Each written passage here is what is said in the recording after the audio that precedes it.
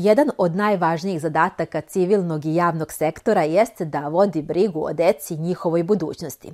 Poruka je to koja nam stiže iz opštine Biskupija, gde je povodom Nedelje deteta organizovano u Dečijem vrtiću Sunce volonterska akcija Sadnje bilja uz decu i roditelje.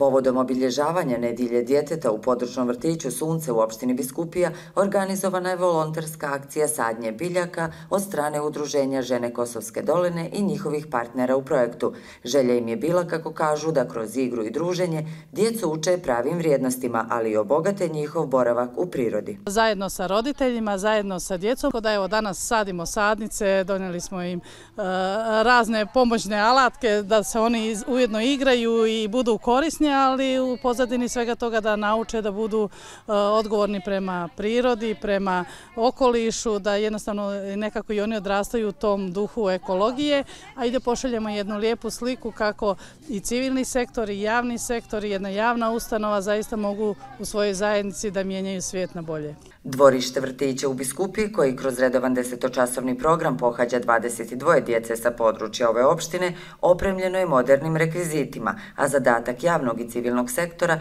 je da im pruže i što više sadržaja kroz koji će učiti i o životu u ruralnim krajevima iz kojih sami potiču. Prije nekih možda godinu dana smo posadili voćke, znači tu su, ne znam, badem, moras, maslina, smokva, znači ove naše autohtone voćke, a danas su tu da sade salatu, ljekovito bilje, kupus, kapulicu, cvijeće. Uglavnom ima tu zaista prostora za još aktivnosti i drago nam je da su se mame odazvale, roditelji tu sa naše opštine. U manjim sredinama prirodno okruženje, ali i zajednički napor lokalne zajednice i udruženja koje djeluje na području Biskupije da se djeci obezbijedi što srećnije i kvalitetnije djetinjstvo, izrazito su važna stavka u njihovom odrastanju, poručuje direktorica Centralnog vrtića iz Knina. Mislim da je ovo neprocjenjivo šta je općina Biskupija napravila za djecu sa ovog područja, pa čak i sa područja grada. Jer vidim da ovdje djeca su zadovoljna, sretna, da sudjeluju u svemu, da jednostavno su zadovoljena ta njihova prava i potrebe da budu sa svojim vršnjacima, da budu u vrtiću koji ujedno provodi sve aktivnosti od 3. godine pa do škole i da jednostavno to je nenadoknadivo što se tiče njihovog rasta i razvoja. Svjesni su toga i u opštini Biskupija, jednoj od 4 opštine sa većinski srpskim stanovništvom u Dalmaciji, gdje su posebna pažnja i briga usmjereni upravo na najmlađe generacije. Općine su uglavnom sa stanovništvom starije životne dobi, ali hvala Bogu ima i dosta djece i dosta maloljetnika i mi naravno vodimo računa praktično od kada se dijete rodi pa sve do njegovog punoljetstva. Dakle, imamo i mjere za novorođenčad i evo nalazimo se ovdje kod nas u vrtiću koji smo prošle godine otvorili i svakoga mjeseca, iz mjeseca u mjesec zapravo finansiramo njegovo postojanje. Ovdje je upisano 22 djece, tako da su nam kapaciteti praktično popunjeni za sada, ali ne samo kada je vrtić u pitanju, već i kada su u pitanju naši osnovnoškolci i srednjoškolci. Moram napomenuti da naša opština vodi računa i o njima, finansiramo već nekoliko godina unazad kupovinu i udžbenika i radnih bilježnica, finansiramo prijevoz srednjoškolaca do srednjih škola.